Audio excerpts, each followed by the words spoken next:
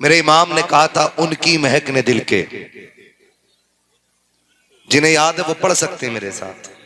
उनकी महक ने दिल के ऊंचे खिला दिए हैं, जिस राह चल दिए हैं ऊंचे बसा दिए हैं। आप बरेली शरीफ के पड़ोसी हो जी, हम फिर भी आपसे दूर रहते, लेकिन जानते हो हम यूपी के बाहर बरेली के नाम से पहचाने जाते हैं। बेशक बेशक। और आप करीब होके इतने सुस्त हैं। उनकी महक ने दिल के ऊंचे खिला दिए हैं। मैं चाहता हूं आज मेरे हिस्से की मेहनत आप कर लें, कभी मेरी तबीयत ठीक होगी तो फिर अपने हिस्से की मैं कर जाऊंगा। क्या बात है, बोल सकते हैं ना जी।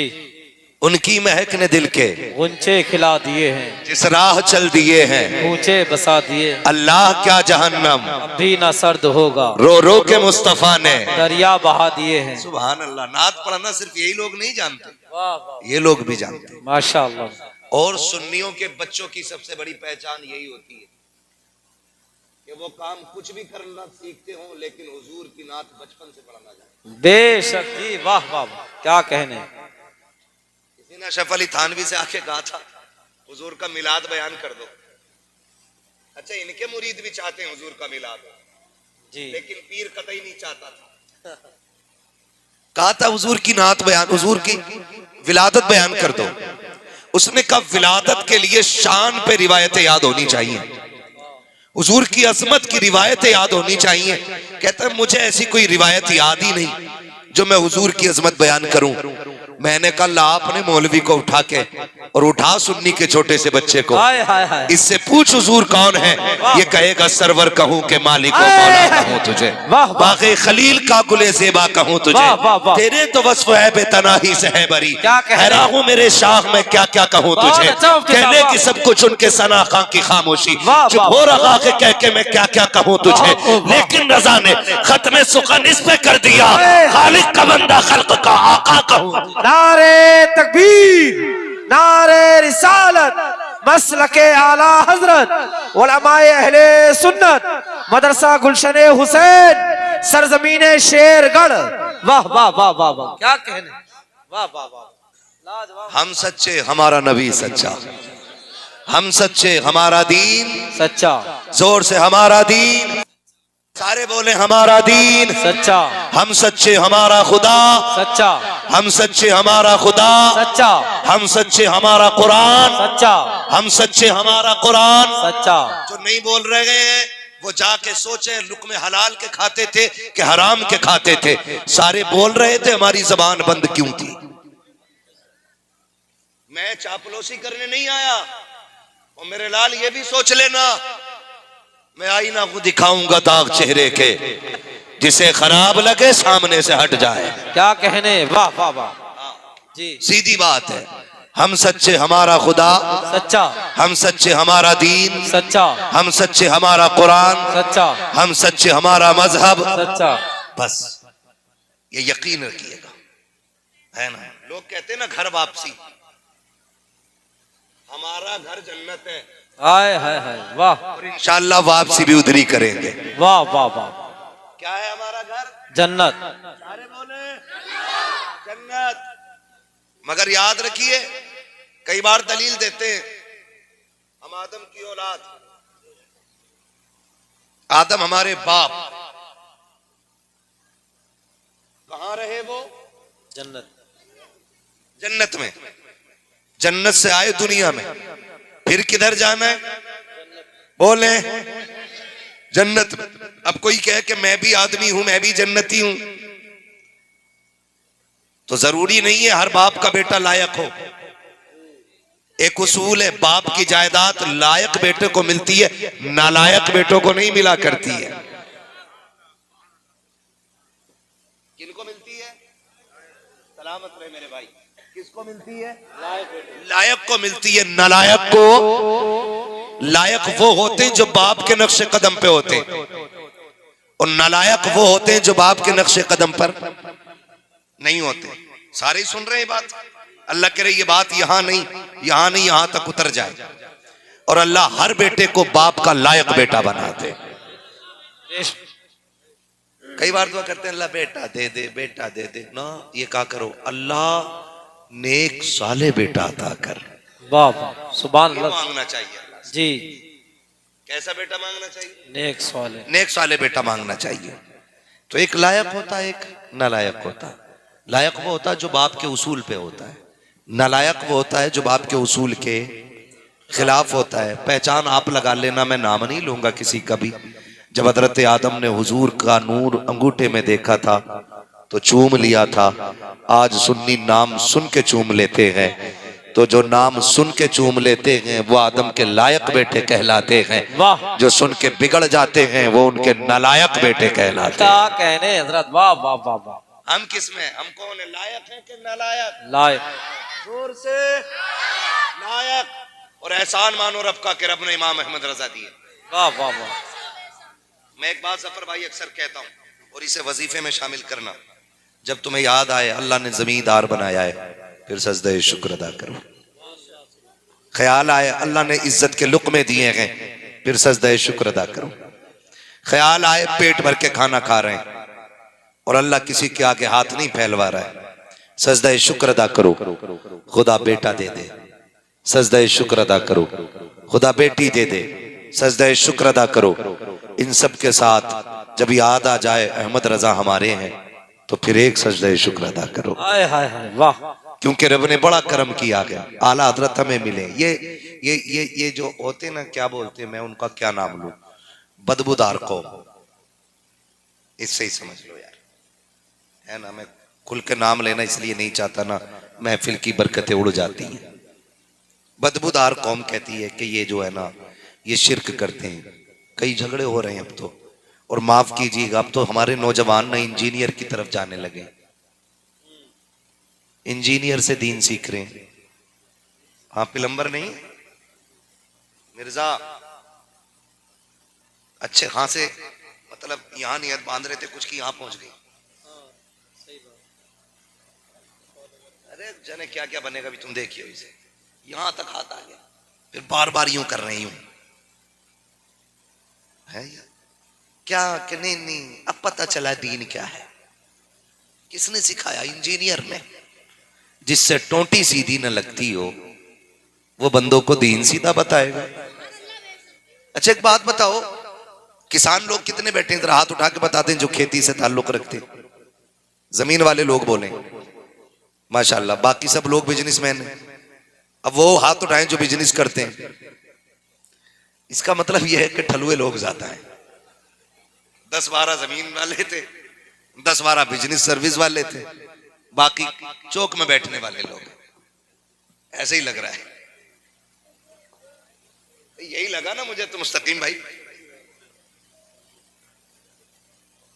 एक बात मुझे बताएं, अब बिजनेसमैन हाथ उठा के बता दें कितने लोग बिजनेस करते हैं। खुदा सलामत रखे, बहुत अच्छी बात है, ये ऐब की बात नहीं है, ये रब के बड़े करम की बात है। कितने लोग बिजनेस करते हैं,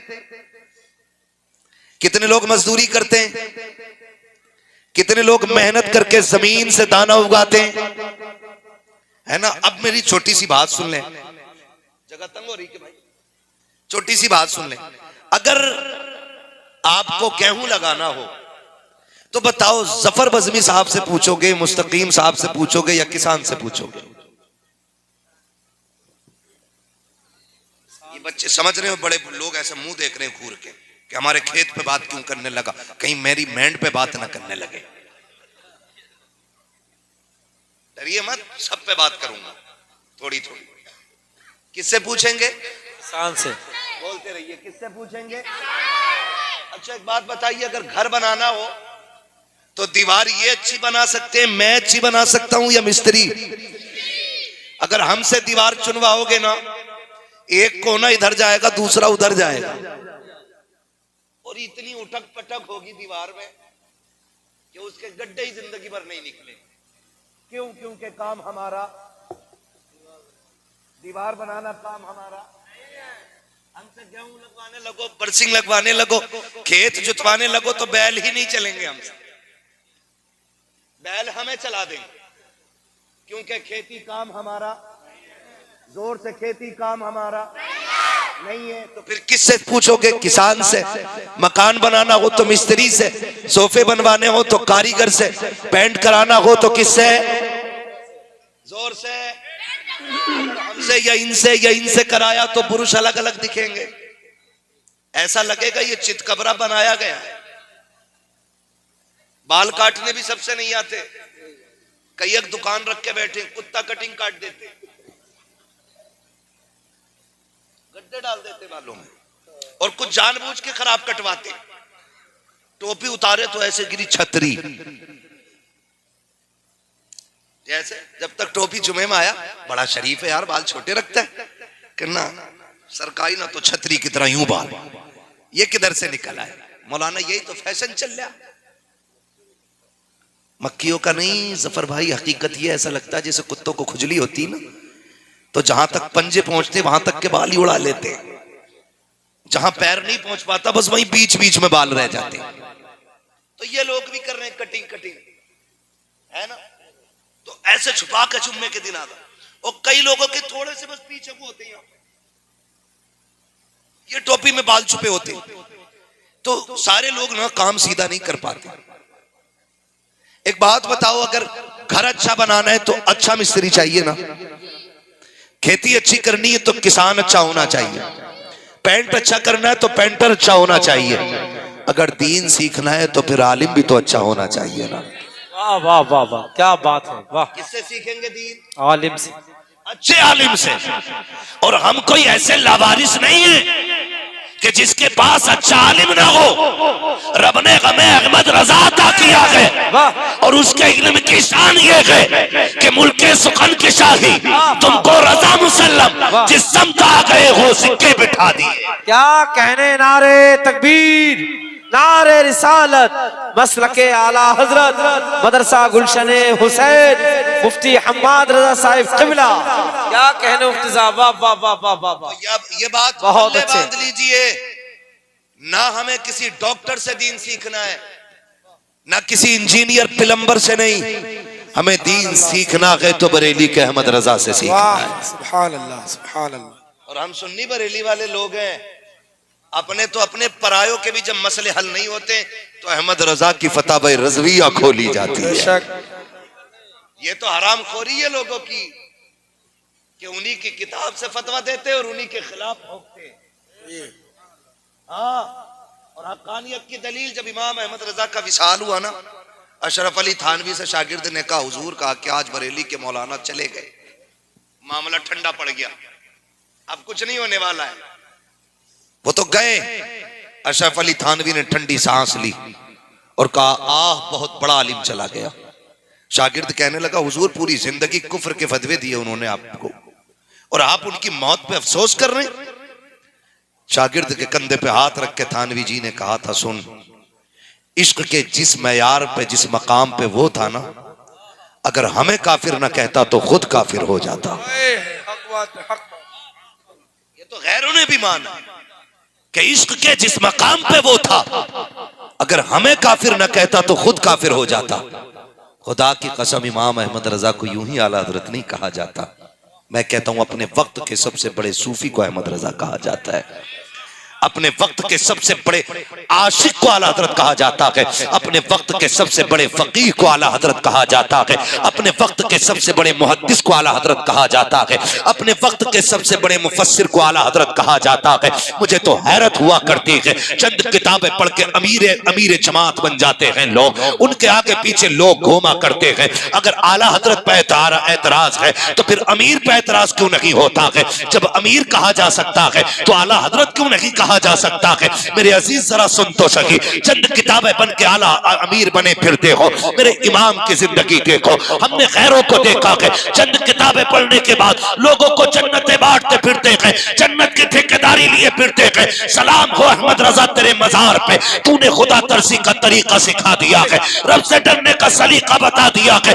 लोगों को बताया था, लोगों चंद किताबें पढ़ लो तो घमंड ना करना, मेरी जिंदगी देखना। जब हमने इमाम अहमद रजा की जिंदगी देखी, हमने देखा एक नहीं 1000 से ज्यादा किताबें लिखने वाला इमाम अहमद रजा, 1000 से ज्यादा नाते लिखने वाला इमाम अहमद रजा, कुरान की तफसीर लिखने वाला अहमद रजा, कुरान का तर्जमा लिखने वाला अहमद रजा। और खुदा की कसम वो उसको तसव्वुर में देखने की बात करते गए, अहमद रजा वो है जिसने माथे की निगाहों से हुजूर को देखा है, जिसने जागते हुए देखा है। अहमद रजा अब तो घमंड आ गया होगा, अब तो जन्नत के मालिक बन गए होगे, का ये अपनी जगह है, लेकिन मेरी हकीकत पूछते हो तो सुनो, आज भी डर लगता है। और मैं कहता हूँ मुजरिम को न शर्माओ, अहबाब कफन ढक दो, मुंह देख के क्या होगा, पर्दे में भलाई। नारे तकबीर, नारे रिसालत, नारे गौसियत, मसलके आला हजरत, फैजाने आला हजरत,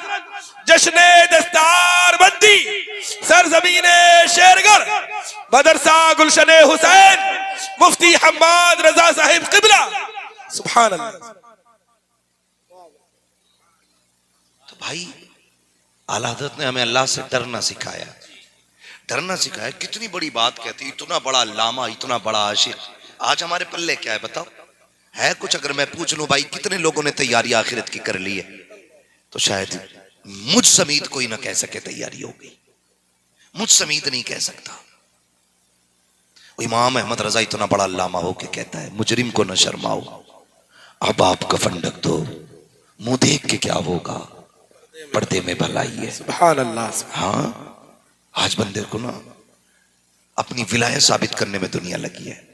मैं वली हूं, मैं, मेरी करामतें देखो, मैं हाथ हथेली पे राई जमा देता हूं, मैं घास उगा देता हूं फूंक मार के। हम ये जानते हैं कि जो हुजूर की सुन्नतों का पाबंद नहीं हो सकता वो किसी भी कीमत पे वली नहीं हो सकता, बेशक वली नहीं हो सकता। आज बुखार चढ़ा है जी, मैं, मेरे पास आ जाओ, मैं जन्नत दे दूंगा, मैं जन्नत दे दूंगा। आला हज़रत क्या कहते हैं? आला हज़रत फरमाते हैं एक मैं क्या मेरे एसिया की हकीकत कितनी, अपने गुनाह का जिक्र कर रहे हैं। एक मैं क्या मेरे एसिया की हकीकत कितनी, मुझसे 100 लाख को काफी है इशारा तेरा। वाह, सुभान अल्लाह। नौजवानों सोचें हम किधर जा रहे हैं? कोई अमल हमारे पास नहीं, खुदा की कसम नहीं है, नहीं है। क़यामत का दिन होगा, हिसाब चल रहा होगा, अल्लाह की बारगाह में बंदा लाया जाएगा, और ऐसा बंदा होगा जिसकी जिंदगी का एक एक लम्हा अल्लाह की इबादत में गुजरा होगा। कोई दिन बिना रोजे के लिए नहीं गुजरा होगा, कोई लम्हा बिना सजदे के नहीं गुजरा होगा। इतना नेक बंदा लाया जाएगा। रब फरमाएगा बता जन्नत चाहता है, वो कहेगा जी। रब फरमाएगा बता मेरे कर्म से जन्नत जाना है या अपने अमल से जन्नत जाना है? वो कहेगा मालिक पूरी जिंदगी इबादत करता रहा, अब भी तेरे कर्म की जरूरत है, अब भी तेरे कर्म की जरूरत है। इतना कहेगा, एक प्यास का एहसास होगा, इतनी तेज प्यास लगे कि प्याला प्याला पानी पानी, एक प्याला सामने लाया जाएगा, वो कहेगा पानी चाहिए। रब फरमाएगा मिल जाएगा, लेकिन इसकी कीमत देनी पड़ेगी। बंदा पूछेगा क्या? का तुझे आधी इबादत देनी पड़ेगी। वो कहेगा ले ले आधी इबादत, मगर ये पानी दे दे। आधा प्याला पानी आधी इबादत के बदले में दिया जाएगा। फिर प्यास लगेगी, फिर पानी मांगेगा, फिर आधी इबादत बची है वो भी खत्म। अब रब फरमाएगा नेकी तो खत्म हो गई, बता अब कैसे जन्नत में जाना है? तड़प के कहेगा मालिक मेरी नेकियां जन्नत के लायक नहीं, अपने कर्म से जन्नत अता फरमा दे। सुभान अल्लाह, सुभान अल्लाह। आला हज़रत क्या कहते हैं? आला हज़रत फरमाते हैं दिला बस खौफ से पत्ता सा उड़ा जाता है, पल्ला हल्का की सगी भारी है भरोसा तेरा।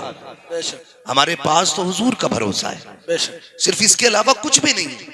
नौजवानों जनाजे देखे होंगे, जाओ कब्रिस्तान जाके देखो, छोटी कब्रें भी मिलेंगी, बड़ी कब्रें भी मिलेंगी, नई कब्रें भी हैं, पुरानी कब्रें भी हैं। नई कब्रें बता रही हैं तेरा भी वक्त आ गया है, पुरानी कब्रें बताती हैं देख जैसे हमें लोग भूल गए एक दिन तुम्हें भी लोग भूल जाएंगे। बेशक, हमारी तुम्हारी कब्रों पे हमारी तुम्हारी औलादें सोने का पानी नहीं फेरेंगी ला करके, हर सुबह में हरे गुलाब नहीं चढ़ाएंगी ला करके।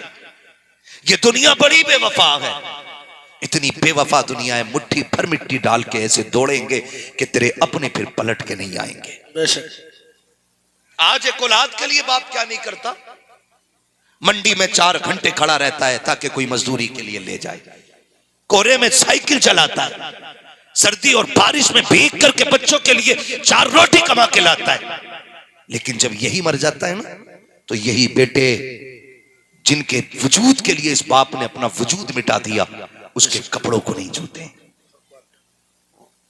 कपड़ों को नहीं छूते। मैं समीत आपसे बात करने लगा हूं, मैं इससे अलग नहीं हूं, मैं भी आपके बीच में हूं, मैं कोई आसमान से नहीं उतरा।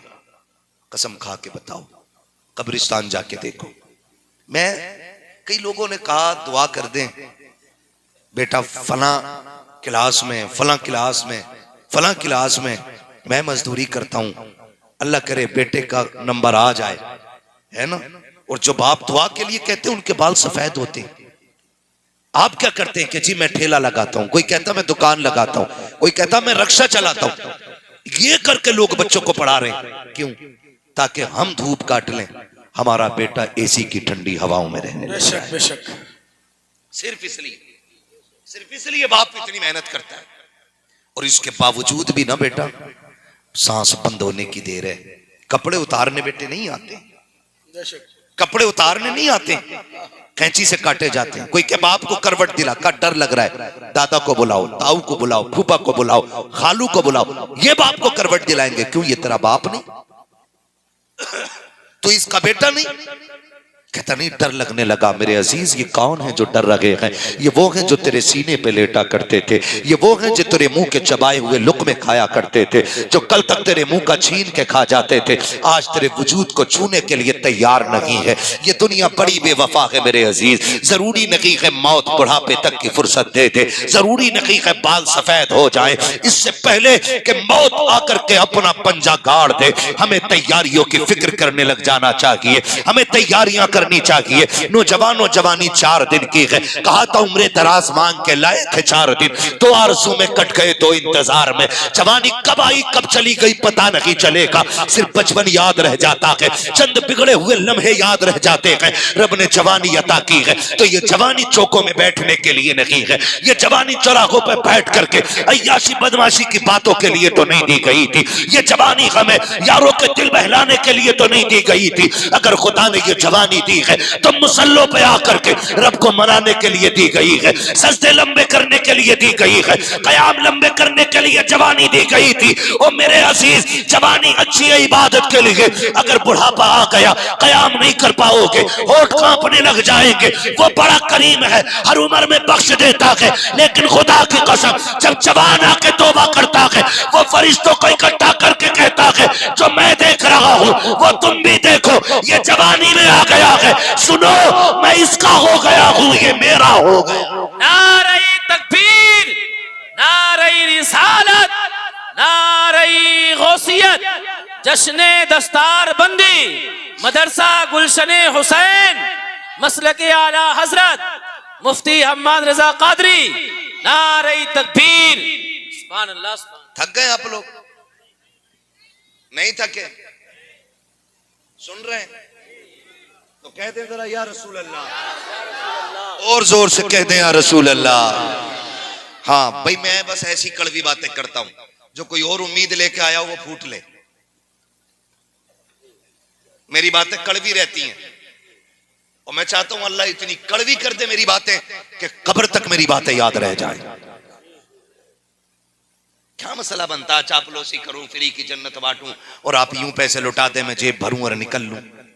वहां मुस्तकीम कहीं रात क्या हुआ था कि मजा आ गया था यार, कसम से फ्री जन्नत बांट गया मौलवी। मौलवी की अपनी खतरे में, हम किसे फ्री में बांटेंगे भाई? अपनी बचा लो, बड़ी बात है। आला हजरत जैसा इमाम कह रहा है, आला हजरत ने कहा था पार जाना है नहीं मिलती नाव, जोर पर धार है क्या होना है, चुप के लोगों से किए जिसके गुनाह वो खबरदार है क्या होना है। फिर आखिर में थक गए तो कहते हैं क्यों रजा कुड़ते हो हंसते उठो, जब वो गफ्फार है क्या होना है। तो अपनी की भी फिक्र करें। हम लोग ना खाली बाजार की तरफ दौड़ जाते हैं, कोई कहते ताबीज बट रहे हैं,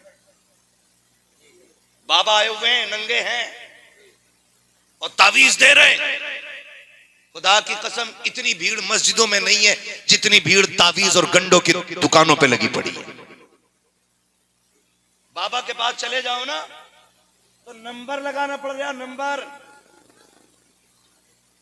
नंबर नहीं आ रहा। और मस्जिदों में चले जाओ तो सफे की सफे साहब झंडा लगा है सरकार की आमद मरहबा, बाहर भी आएगी पूरा घर सज जाएगा। अच्छी बात है सजाओ, लेकिन मैं इतना कहता हूं सिर्फ घर ना सजाओ, बेशक खुदा तौफीक दे तो हुजूर की आमद से दिल भी सजाने चाहिए। सुभान अल्लाह। क्या सजना चाहिए? दिल भी सजना चाहिए। बेशक। हमने कैसे घर सजाए, बार भी आई, रब ने एक को पैसा दिया था 20,000 की लाइटिंग लाके लगा दी, फिर वीडियो बना के डाल रहा, देखो 12वीं पे मैंने घर सजाया है। कुछ वीडियो पे नजर पड़ी एक के घर पे लाखों की लाइटिंग है, लेकिन करवट वाले घर पे एक झुमकी भी नहीं लगी है। मैं पूछना चाहता हूँ क्या वो चोटी वाले का मकान था जिसपे लाइट की एक लट तक नहीं है, या किसी छोटे पजामे वाले का मकान था जिसपे आपने एक झालर नहीं लगाई है? देखने में झंडा तो नजर आ रहा है लेकिन झालर नहीं लगी है। गौर करो तो पता लगता है शायद बच्चों के पेट मुश्किल से पालता होगा इसलिए लाइटिंग न लगा सका, बच्चों की फीस मुश्किल से भर पाता होगा इसलिए उजाला न कर सका, शायद घर के खर्चे मुश्किल से चला पाता होगा इसलिए घर न सजा सका। और इससे कोई फायदा नहीं है। अगर तेरे घर पे 50,000 की लाइटिंग है, पास का गरीब बंदा एक झुमकी न लगा सके, उसके बच्चे भी तो पूछते होंगे अब्बा क्या हम मुसलमान नहीं है, क्या हमें लाइटिंग नहीं लगानी चाहिए? कितने बहाने बना करके वो गरीब बच्चों को तसल्ली देता होगा, कितने झूठे वादे करता होगा। कभी कहता होगा वक्त नहीं मिला है, कभी कहता होगा आइंदा साल सजाया जाएगा। ये देखो मेरे हाथ जुड़े हैं, तुम्हें खुदा का वास्ता अगर घर भी सजाया करो तो सिर्फ खुद को देख करके नहीं, पड़ोसी को देख करके सजाया करो। अल्लाह ने तुझे पैसा दिया है, सिर्फ अपना घर न सजा। अगर तू 20,000 की लाइटिंग लगाता है, 10,000 की अपने घर पे लाइट लगा, 10,000 की लाइट गरीब के दरवाजे पे लगा, खुदा की कसम तेरा घर सजेगा, तेरे बच्चे राजी होंगे, गरीब का घर सजेगा, मदीने वाले मुस्तफा राजी होंगे। वाह वाह वाह, सुभान अल्लाह। नारे तकबीर, नारे रिसालत, जश्ने दस्तारबंदी, मदरसा गुलशन हुसैन, मुफ्ती हम्माद रजा साहिब किबला। वाह वाह, दिल अच्छे वाह करो यार, सुभान अल्लाह। दिल अच्छे करो। अगर यहाँ जगह नहीं ना तो फिर कोई मसला ही नहीं, कोई मसला नहीं। ये साफ होना चाहिए। ये पता है जाते भी हम मस्जिद में सजदे भी करते हैं, कह रहे नमाज में दिल नहीं लग रहा। मौलाना नमाज में दिल ही ना लगता, कोई दुआ बता दो। सिर्फ एक दुआ है, याद रखो, लुक़्मे हलाल खाया करो, जबान सच्ची रखा करो, किसी से हसद ना रखा करो। कसम खुदा की दिल इतना लगेगा, सजदे में सर रखोगे तो उठाने को दिल नहीं करेगा। क्यों दिल नहीं लग रहा है? अत्तहियात में बैठा ना तो दामन चेक कर रहा, ऐसे बैठ। नमाज से अगर कुर्ता पसंद आ गया ना किसी, कितने का लिया था, और फिर कह रहा नमाज में दिल नहीं लग रहा।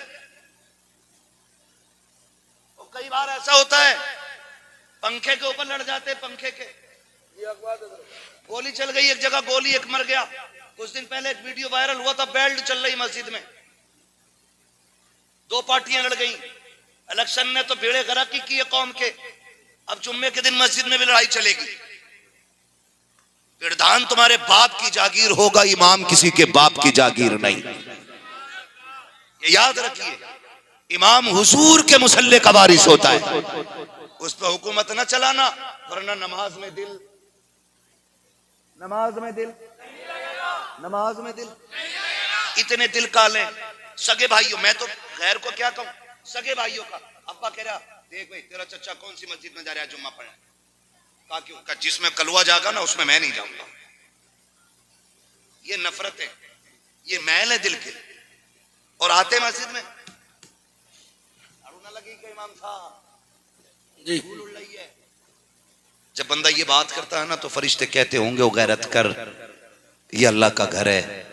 अगर तुझे दिख रही थी मिट्टी है तो तू भी तो झाड़ सकता था, हैं? और मैं तो खुल के कहता हूं, सुनो, जिनके रोजगार में बरकत ना हो मस्जिद में झाड़ू लगाया करो, जिनके रिश्ते ना होते हो मस्जिद की सफाई किया करो। कसम खा के कहता हूं, जाओ जिनके घर में बेटा ना हो वो नमाजियों की जूतियां सीधी किया करो, अल्लाह अपने फजल से तुम्हें बेटा अता फरमा देगा।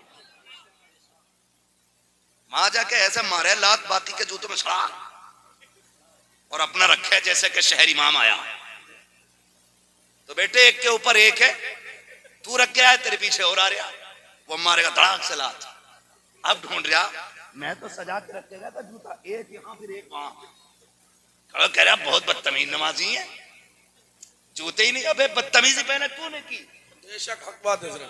और ये दुनिया है जैसी करनी वैसी भरनी, बोले जैसी करनी वैसी भरनी।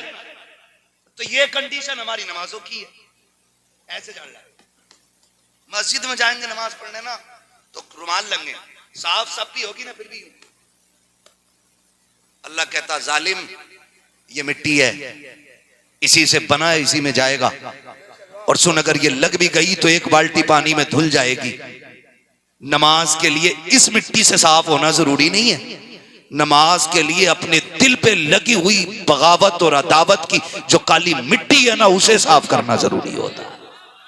सुभान अल्लाह। उसे साफ करो जो अंदर लगी है। वाह। अंदर काला है और बाहर उजाला है। कलफ लगे पग बगे पहन के जुम्मे में जा रहे और घड़ी देख के जा रहे, खुतबा शुरू हो गया होगा, अब तो खत्म नहीं होगा, भागा ना, यूं कॉलर मारेगा यूं और फिर खांसेगा। बेचारा इमाम देख ले, इसने चंदा ज्यादा दिया था, कह रहे भाई प्रधान को आने दो, क्योंकि ज्यादा चंदे दे रहे हैं। उलमा से भी गुजारिश करूंगा, मंत्री हो, प्रधान हो, गरीब हो, सबको एक सफ में रखो। बेशक। इसलिए कि अमीर गरीब होना कोई फासला नहीं है, नेक और नेकोकार और बदकार होना यह फासला होता है। बेशक बेशक हक। ये तो दोनों रब के फैसले। हमने देखा एक भाई करोड़ों का मालिक होता है, दूसरा ठेला लगाता है। तो बताओ जो करोड़ों का मालिक है उसने कौन सी इबादत की है जो अल्लाह ने उसे करोड़ों दिए, और जो ठेला लगा रहा है उसने अल्लाह का क्या बिगाड़ा है जो वो ठेला लगा रहा है। एक वो है जो एक साइंस से लाखों कमाता है, ठंड में रहता, एक वो है जो सर्दी गर्मी के देखे बगैर धूप में ठेला लगा रहा है, बारिश में ठेला लगा रहा है, कभी भीख के बच्चों के लिए लुक़्मे तलाश कर रहा है। आखिर बताओ तो सही, अगर ये गरीब है तो इसने रब का क्या बिगाड़ा है? खुदा की कसम न कोई बिगाड़ सकता है, न बिगाड़ पाया है। और जो जो दौलत में बैठा है, न इसने ऐसे सजदे किए हैं कि जो रब को राजी कर चुका हो। आप कहेंगे फिर ये क्या है? तो सुनो, ये रब के फैसले हैं। ये खुदा कहता है मैं किसी को दे के आजमाता हूं और किसी से लेके आजमाता। वाह, क्या कहने हज़रत। ऐसा नहीं होना चाहिए। मैं अपने उलमा से भी कहूंगा कि अगर जमींदार ने फोन कर दिया तो भागे चले जा रहे हैं, वो गरीब कहते आ जाओ तो ना टाइम नहीं है, ऐलान करो एक ही सफ में खड़े हो गए महमूद व अयाज। ना कोई बंदा रहा ना कोई बंदा नवाज। आखिरत की हम सारे फिक्र करें, तैयारी करनी है मौत की। मौत बहुत करीब आ गई है, इतनी करीब। ना बाबू ना ना, बैठ जाओ बैठ जाओ, ना कुछ ना को भाई, खुदा सलामत रखे, बस कुछ नहीं ना। बच्चे हैं, बच्चे होते ही ऐसे, अगर शरारत ना करें तो फिर बचपन क्या, फिर ये घर के अब्बा ना कहलाए। शरारत करते हैं तभी बच्चे कहलाते हैं। और कुछ चीजें कुछ लोगों से अच्छी लगती हैं, है ना, तो बच्चे अच्छे हैं माशाल्लाह, खुदा सलामत रखे। मैं कभी नहीं कहता हूं बच्चों को पीछे बैठाओ, मैं चाहता हूं ये आगे आए ताकि आज आपने दीन की जिम्मेदारी संभाली है, कल इनको दीन की जिम्मेदारी। तो ये दीन का मुस्तकबिल है, अल्लाह इन बच्चों को सलामत रखे। हाँ, मगर बच्चों आपसे भी गुजारिश है, आप हरकत करते हो ना तो आपको कोई गलत नहीं कहेगा, आपके माँ बाप के बारे में सोचेगा कि पता नहीं इनके माँ बाप कितने बुरे हैं कि इन्हें तहजीब नहीं सिखाई। और आप शराफत से बैठते हैं ना तो फिर लोग फैसला करते हैं, अगर बच्चे इतने अच्छे हैं तो माँ बाप कितने अच्छे हो। सुभान अल्लाह, सुभान। है ना, उम्मीद करता हूं इंशाल्लाह जैसे बैठे इतनी अच्छे तरीके से बैठे रहेंगे। तवज्जो है ना सारे लोगों की? तैयारी करनी है आखिरत की। मौत बहुत करीब है, इतनी करीब है कि उजाले अपने यादों के हमारे साथ रहने दो, न जाने किस गली में जिंदगी की शाम हो जाए। सुभान अल्लाह, सुभान। अक्सर हमारे नौजवान खाने कमाने वाले लोग, मजदूरी करने वाले लोग, रोड पे तो हर कोई निकलता है, हालात इतने खराब हैं, सच बता रहा हूं, कई बार तो दाढ़ी देख करके टक्कर मार दी जाती है गाड़ी में, टोपी देख के टक्कर मार दी जाती है, और फिर एक्सीडेंट का नाम देख करके लोग आगे बढ़ जाया करते हैं। आपसे थोड़ी सी अपील है मेरी, थोड़ी सी गुजारिश है, याद रखिए वैक्स दवा तभी हाई पावर होती है जब मर्ज हाई पावर बन जाती है। आपको मैं मिसाल के तौर पे बताऊं, पहले जब बुखार आता था ना तो 50 mg की पैरासीटामोल आदमी को पसीने छुटा देती थी। आज जानते हो डोलो कितनी mg में? 650। कितने में आ गई? 650। और फिर 500 mg की उसके साथ एंटीबायोटिक लगाई जा रही, तब भी बुखार उतरने का नाम नहीं ले रहा है। क्यों? क्योंकि ये जो बीमारियां हैं ना ये ताकतवर होती जा रही हैं। तो पता चला कि मर्ज जितना ताकतवर होता है डोज उतनी मजबूत होनी चाहिए। समझ रहे मेरी बात? इतनी वरना भाई डॉक्टर का मतलब क्या होता है? डॉक्टर का मतलब होता है मर्ज का लेवल चेक करे, फिर दवा का लेवल चेक करे, फिर दवा दे। वरना बुखार की दवा सबको याद है, खांसी की भी सभी जानते हैं। फिर 500 रुपए देके क्यों डॉक्टर से हम वही पैरासीटामोल 2 रुपए वाली 50 रुपए में लेके आते? इसलिए कि वो मर्ज की भी तशखीस करता है और दवा की भी तशखीस करता है। वो कहा था किसी ने, नीम हकीम खतरे जान, नीम मुल्ला खतरे ईमान। आधा डॉक्टर जान के लिए खतरा है, आधा मौलवी ईमान के लिए खतरा है। दोनों बातें याद रखिए। समझ गए इतनी मेरी बात? तो मर्ज जितना हाई होता है डोज उतनी ज्यादा कर दी जाती है। पहले हादसे इतने नहीं थे तो मैं कहता हूं कम तैयारी में भी काम चल जाता था। अब हादसे भी बढ़ गए हैं, दुश्मन भी बढ़ गए हैं, मुखालफतें भी बढ़ गई हैं, तो अब हमें एहतियात भी बढ़ाना पड़ेगी। कितने लोग सहमत हैं इस बात से? बता दें जरा। सारे सहमत हैं ना? अब एक बात सुने, एक चीज होती है, कहता जी मैंने ना अपने लिए उनसे दुआ कराई थी। एक होता कि दुआ मुंह से कह के कराना, एक होता दुआ का दिल से खुद ब खुद निकलना। जो मुंह से कराई जाती है वो उतना असर नहीं रखती जितना असर दिल से निकलने वाली दुआएं रखा करती हैं। वो कहा था दिल से जो बात निकलती है असर रखती है, पर नहीं ताकत परवाज मगर रखती है। अब महबूब का फरमान सुनो, मैं बताने लगा हूं एहतियात का पहला तरीका। हुजूर ने फरमाया या तो आलिम बनना, या तालिब इल्म बनना, या इनकी महफिल में बैठने वाले बन जाना। अगर दूर रहते हो, इनकी महफिल में ना बैठ सको, तो इनसे मोहब्बत करने वाले बन जाना। कितने हो गए? सलामत रहे जो बोल गए। कितने? अल्लाह माँ बाप के साथ मदीने की हाज़िरी नसीब फरमाए जो बोले। कितने हो गए? 4 हो गए। आलिम, तालिब इल्म, इनकी महफिल में बैठने वाले, और या फिर इनसे फरमाया इसके अलावा ना बनना वरना हलाक कर दिए जाओगे। तुम्हारे मुंह से जो निकली वो बात हो के रही। हुजूर जो कह देते हैं फिर वो हो जाता है, जो कह देते हैं वो जोर से, जो कह देते हैं वो हो जाता है, जो हुजूर कह देते हैं हो जाता है। अब आपसे मेरी गुजारिश है, कितने लोग पढ़ रहे हैं मदरसे में, वो जरा सामने से हाथ उठाएं। जो पढ़ रहे हैं मदरसे में, ठीक, अब बात नहीं चल रही। इनके अलावा जितने बैठे बेचारे ये वो लोग हैं जो मदरसे में पढ़ने नहीं जा पा रहे। अब आपके लिए एक सबक है। अब आप न पढ़ाने वालों में हैं न पढ़ने वालों में, अब आप हैं महफिल में बैठने वाले या इनसे मोहब्बत करने वाले। यही 2 बनने। नौजवानों, हालात नाजुक हैं, वक्त नागुफ्ता भी है। हमें अपने साथ ऐसा माहौल बनाएं कि किसी से हम कहें ना कहें दुआएं खुद ब खुद होने लग जाएं। और ये कब होगा और कैसे होगा? आसान तरीका है। आपका इदारा क्या नाम है मदरसे का? मदरसा गुलशन हुसैन, ठीक है। ज़हरा के बेटे के नाम पे मदरसे का नाम है, खातून जन्नत के बेटे के नाम पे मदरसे का नाम है। मैं बहुत खुश हुआ। मैंने बच्चे से पूछा, मैंने कहा बेटे जो बच्चे यहां रहते हैं वो खाना किधर खाते? उन्होंने, इस बच्चे ने बताया कि घरों पे खाना खाते हैं। दिल बाग बाग हो गया। मैंने कहा मालिक उन घरों को सलामत रखना जिन घरों पे तेरे महबूब के मेहमान खाना खाया करते हैं। ये बहुत बड़ी बात होती है, अपनी कमाई में किसी का हिस्सा रखना, और किसी का हिस्सा रखना बड़ी बात है तो फिर हुजूर के मेहमानों का हिस्सा रखना कितनी बड़ी बात है। हम देखते हैं जो खाना खिलाते हैं, हमने देखा है खाना खिलाने वाले लोग कुछ तो इतने मुखलिस होते हैं, बाजार से चीज लाए ना और बच्चे शोर मचाएं मेरा हिस्सा मेरा हिस्सा, तो घर में जो माँ होती है ना वो कहती सुन तेरा हिस्सा बाद में, पहले हाफिज जी का रखो। वो आएंगे तो पहले उनका हिस्सा निकाल के रखा जाए।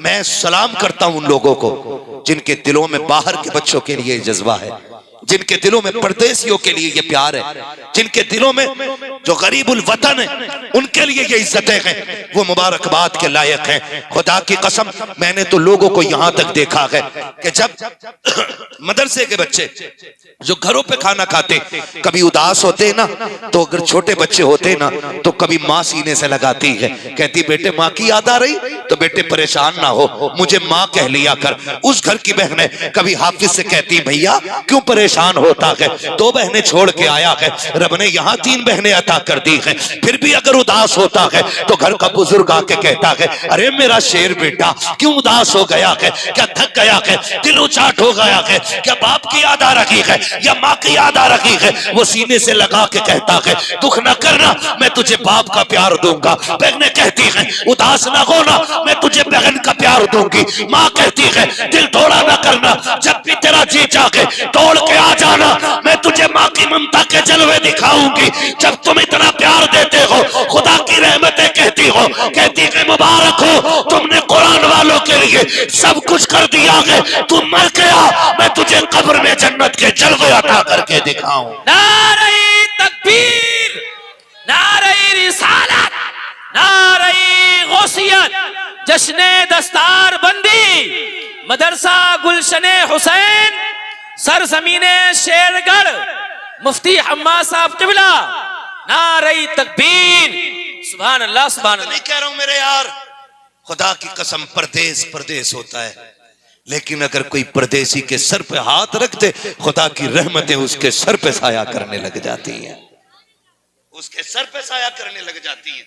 और उस पे भी ना कुछ दलाल टाइप के लोग होते हैं जो उंगलियां उठाते हैं, अरे इन्हें ठलुआ को खाना खिला रहे हो, अरे इन्हें खाना खिला रहे हो, क्या फायदा। मेरे लाल आज पता नहीं चलेगा, कयामत का दिन होगा, नफसी नफसी का आलम होगा, ऐसा दिन होगा सूरज सवा नेज़े पे आ जाएगा, जमीन तांबे की बना दी जाएगी। आज अगर किसी के जनाजे की बारी आ जाए 5 मिनट कब्रिस्तान में बंदा नहीं रुकता है, कहता जल्दी पढ़ाओ मौलाना गर्मी लग रही है, जनाजे की नमाज हो जाए, जब मिट्टी दी जाने लगती है ना कब्र में उतारा जाता है, तुम देखना कोई दरख्त का साया ढूंढता है, कोई दीवार का ढूंढता है, इधर उधर लोग हो जाते हैं, 5 मिनट की धूप बर्दाश्त नहीं होती है। जबकि जिसके जनाजे में आए हैं इसी की चौखट पे दावत खाने के लिए आए थे, तो हमें याद है 1.5 घंटा बैठ करके रसमलाई का इंतजार करते रहे थे, 20 मिनट बैठ करके बिरयानी दम होने का इंतजार किया था। तुम इतने बड़े कुत्ते बन जाते हो जिन्हें धूप मुश्किल लगती है, मैं उनकी बात कर रहा हूँ, उन्हीं के दरवाजों पे खाने जाते हैं तो 1.5 घंटा बैठे रहते हैं, उन्हीं के दफन में आते हैं, 5 मिनट रुका नहीं जाता है। ये दुनिया बड़ी बेवफा है। फिर कयामत का दिन कैसा होगा, सूरज सवा नेज़े पे होगा, जमीन तांबे की होगी, कोई साहिबान नहीं होगा। आज 4 लोगों में किसी का ऐप बोल दिया जाए लोग रो देते हैं, मुझे जलील कर दिया गया है। कयामत में तो सुनो, आदम से लेकर के पैगंबर इस्लाम तक सबकी उम्मतें होंगी, और आलम ये होगा मैदान कयामत का, इसे हल्के में मत लेना, लोगों के अमल के हिसाब से पसीने में डुबाया जाएगा। कोई टखनों तक डूबा होगा, किसी के घुटनों तक पसीना, किसी की कमर तक पसीना, किसी के कंधे तक पसीना, किसी की नाक तक पसीना, कोई गोते खा रहा होगा, कोई डूबा हुआ होगा पसीने में। ऐसे आलम में अल्लाह हुक्म देगा फरिश्तों को, जाओ जाकर के मैदान महशर में चले जाओ और जितने मेरे कुरान वाले हैं उन्हें लेकर के चले आओ। फरिश्ते कहेंगे मालिक ये 10-20 लोगों की बात नहीं है, 50-100 की भी बात नहीं है मालिक, सारी उम्मतें जमा है। आदम की उम्मत मौजूद है, नूह की उम्मत मौजूद है, यहया की उम्मत मौजूद है, दानियाल की उम्मत मौजूद है। ए मेरे परवरदिगार, इब्राहिम की उम्मत मौजूद है, इस्माइल की उम्मत मौजूद है, इसहाक की उम्मत मौजूद है। ए मेरे परवरदिगार, ईसा की उम्मत मौजूद है, मूसा की उम्मत मौजूद है, याकूब की उम्मत मौजूद है। मौला सारे नबियों की उम्मतें हैं। हाफिजों को कैसे तलाश करें? क्या कोई बिल्ला लगा होगा?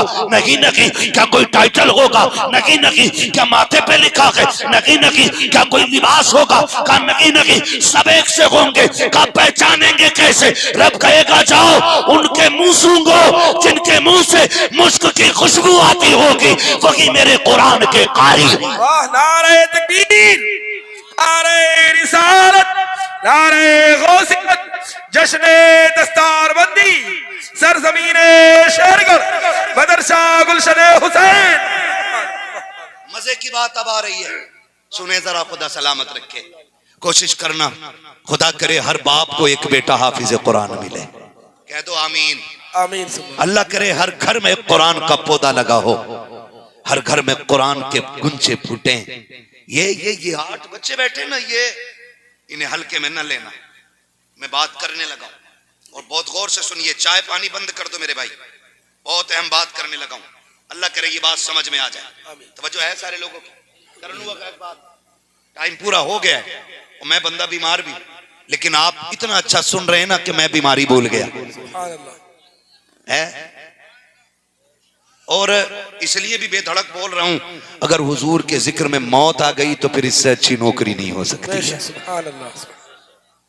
खुदा करे आखिरी सांस जब आए तो नबी नबी का तराना लब पे हो, और फिर फरिश्ते कब्र में उठा के कहें माँ कुंत तक़ूलु फी हक़्क़ि हाज़ा रजुल। फिर हम कहें फरिश्तों पूछते हो मुझसे किसकी उम्मत हूं? लो देख लो यह है तस्वीरें यार आंखों में। तुम्हें न देखा तो किस काम की है ये आंखें कि देखने की है सारी बहार आंखों में, है ना? खुदा सलामत रखे सारे लोगों को। अब देखो, अब मजा आएगा। फरिश्ते आएंगे, तलाश करेंगे, सूंघेंगे, इनके मुंह से खुशबू, इनके मुंह से खुशबू, इनके मुंह से खुशबू, इनके मुंह से खुशबू। ऐसे सारे हाफिजों को लेकर रब की बारगाह में, और अल्लाह की शान निशान उसकी कुर्सी पड़ी होगी। हाँ, वो अपनी शान निशान अपनी कुर्सी पे जलवागर होगा। फरिश्ते ला के उसकी शान निशान सामने खड़ा कर देंगे। रब फरमाएगा इन्हें बेसाया क्यों खड़ा किया है? इन्हें मेरे अर्श के साये के नीचे खड़ा करो। जब कोई साया नहीं होगा, अल्लाह कयामत में इन्हें अर्श का साया अता करेगा। आज लोग तोलते हैं, क्या है ये ज़कात खाने वाले, ये फितरे खाने वाले, ये खैरात खाने वाले। खुदा की कसम इन्हें लवारिस न समझो, ये लवारिस नहीं, ये वो है जिनका मदीने वाला भी वारिस है और खुद काबे वाला भी वारिस है। बेशक, सुभान अल्लाह। लोग इन्हें यतीम कहते हैं, मेरी समझ में बात नहीं आती। मैं तो कहता हूं खुदा की कसम इनसे अच्छा नसीब किसी का ही नहीं, बेशक किसी का है ही नहीं। जब दुआएं कबूल ना होती हों तो फिर तालिब इल्म की जूतियां उठा के सर पे रखा कर और कहा कर अल्लाह कुरान वाले की जूतियां लाया हूं, इन जूतियों के सदके में कबूल कर ले। तुझे पता है वो कितनी बड़ी कीमत लगाएगा इनकी?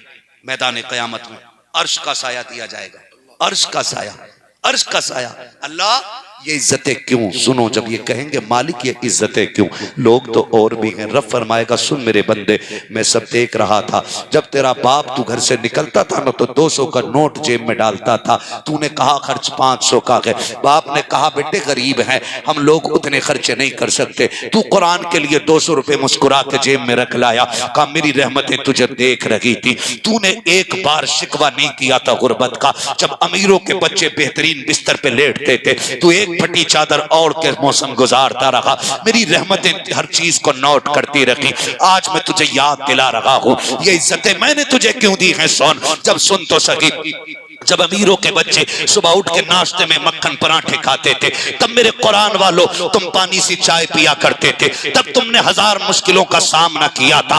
आज मैं तुम्हें उसके बदले की इज्जतें दे रहा हूं। आज भी वो दिन तुम्हें याद दिला दूं कि जब तुम असर के बाद टहलने निकला करते थे, अमीर ज़ाते दुकानों पे खड़े होकर के मंचा की चीज लिया करते थे। तुम्हारा भी जी चाहता था तुम भी खरीदो, लेकिन बाप की गुर्बत याद आती थी। तुम बगल में हाथ लेकर के असर से मगरिब तक अमीरों का तमाशा देखते रहे, लेकिन मेरे कुरान वालों, मैंने रहमतें तुम्हारे हिस्से में लिख दी थी, तुमने फाके तो किए थे, लेकिन किसी की हराम की चीज को हाथ नहीं लगाया था।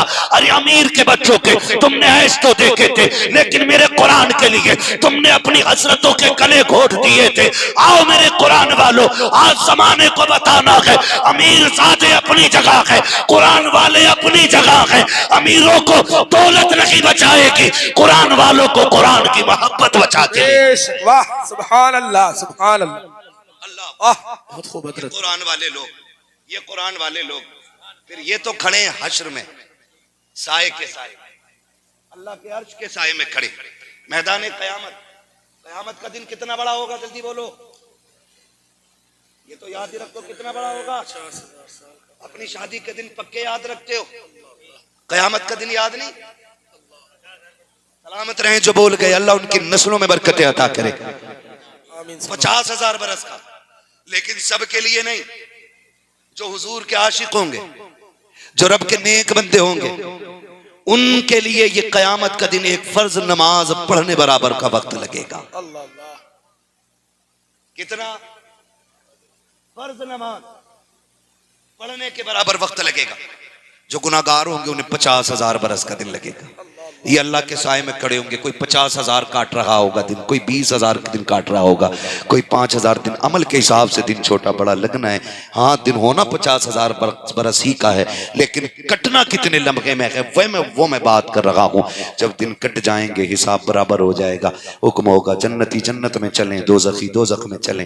फिर लाइन लगनी है, एक जन्नतियों की लाइन, एक दोज़खियों की लाइन है। अच्छा, कौन सी लाइन में लगना चाहते हैं हम? बोले, ये बड़े बूढ़े क्यों नहीं बोल रहे? ये किधर नहीं लगना चाह रहे? लाइनें सिर्फ दो, एक जन्नत की और एक, तो किस लाइन में जगह चाहिए? आमीन। किस लाइन में? आमीन। किस लाइन में? आमीन। हुजूर ने फरमाया, जब भी हाथ उठा के अल्लाह से मांगो ना, तो जन्नत जरूर मांगना। हाँ, ये तो हमारे कुछ ना अच्छे लहजों ने बेड़ा गर्क किया है। मुझे देखकर जहन्नम को भी आ गया पसीना।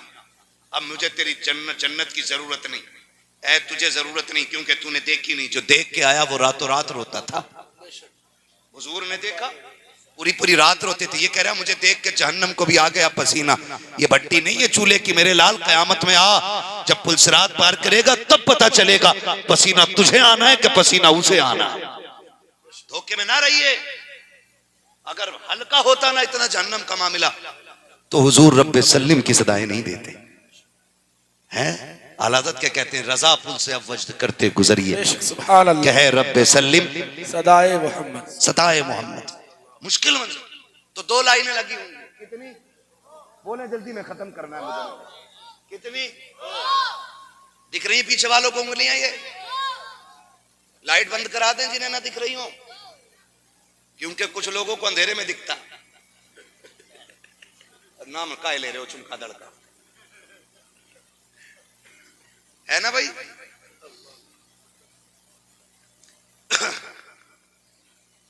कितनी लाइन है? दो लाइनें लगेंगी। बहुत जल्दी से सुन लें, दो लाइनें लगेंगी, एक जन्नतियों की, एक जहन्नमियों की। जन्नत की लाइन में ये कुरान वाले खड़े होंगे और अल्लाह के बाकी नेक बंदे भी खड़े होंगे। लेकिन उसी जहन्नम करवट में जहन्नम की लाइन, तो जहन्नम की लाइन वाले ना देख रहे होंगे, फंस गए यार, कोई है जो बचा ले। जन्नतियों की तरफ निगाह डालेंगे, ऐसे करेंगे, ऐसे करेंगे। इतने में नजर पड़ जाएगी कुरान वाले पे। हाफिज जी, क्या बात, पहचाना तो नहीं?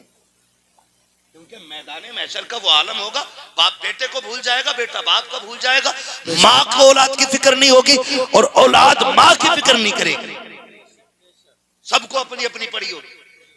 तो ऐसे माहौल में अगर ये कहते नहीं पहचान हो रही, तो कौन सी बड़ी बात? कहेंगे हाफिज जी पहचाना? नहीं का याद है, एक दिन तुम बाहर रोड पे खड़े थे, मैंने कहा था चाय पी लो, तुमने चाय पी थी। कहा हाँ। अच्छा अरशद भाई है? हाँ। अच्छा इमरान भाई है? हाँ। क्या बात है? कहा आज फंस गए हैं, थोड़ा काम है हमारा। मैंने जो चाय पिलाई थी उसका बदला दे दो। क्या बदला? का मुझे जहन्नम की लाइन से निकाल के अपनी लाइन में ले लो। सौदा छोटा नहीं, बहुत बड़ा सौदा है। जब सगा बेटा एक नेकी देने तैयार नहीं होगा, मां जो औलाद को देख के बगैर जिंदा नहीं रहती, वो एक फूटी नेकी नहीं देगी।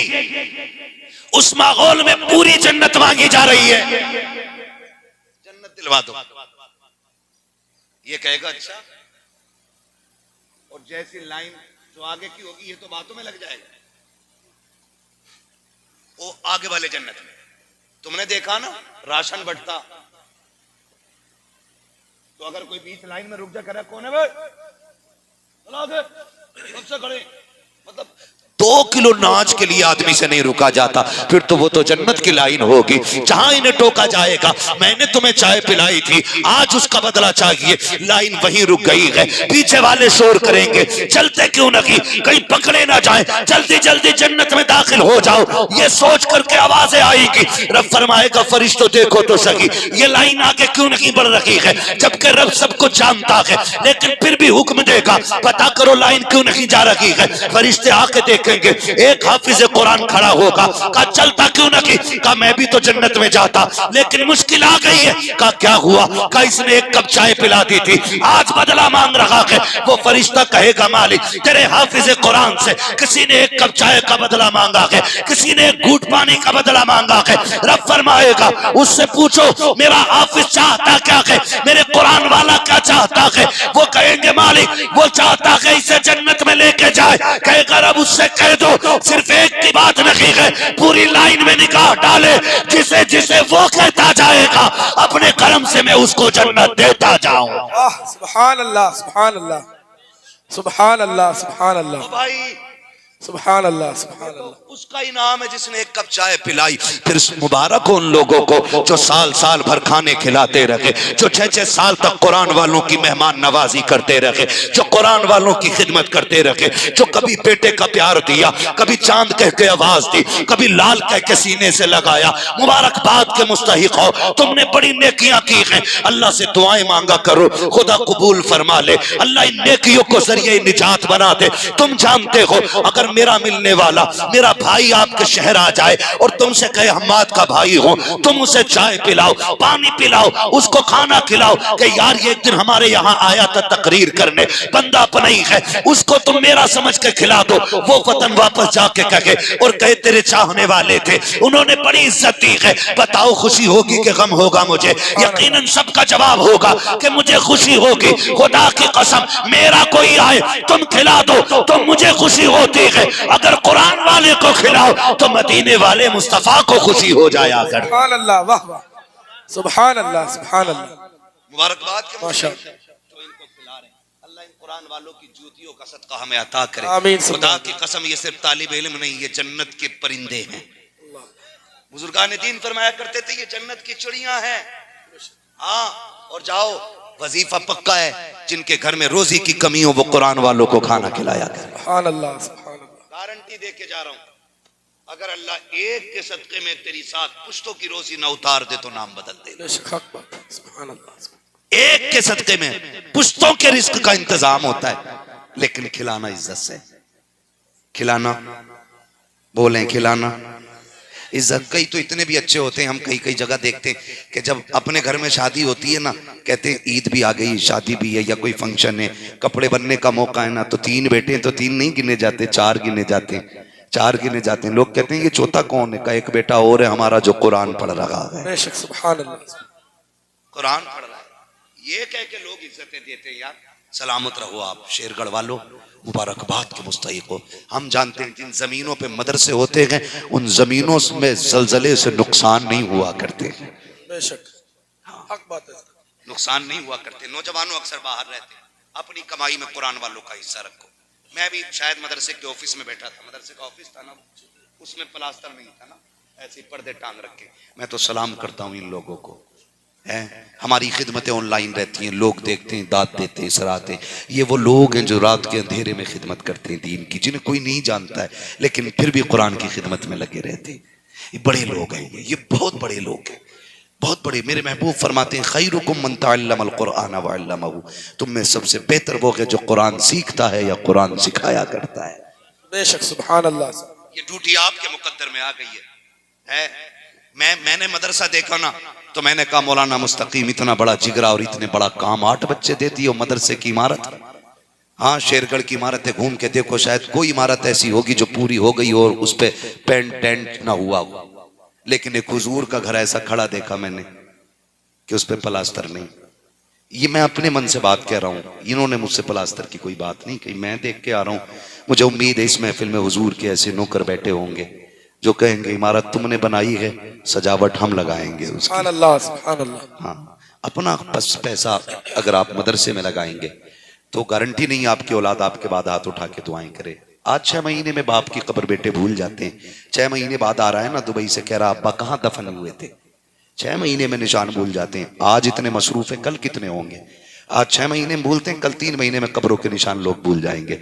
और जरूरी नहीं है तुम्हारी कब्रों पे फाता पढ़ने कोई आए। ऐसे काम कर जाओ कोई फाता ना भी पढ़े तब भी खुदा की रहमतों की खिड़कियां कब्र में खुली रहनी चाहिए।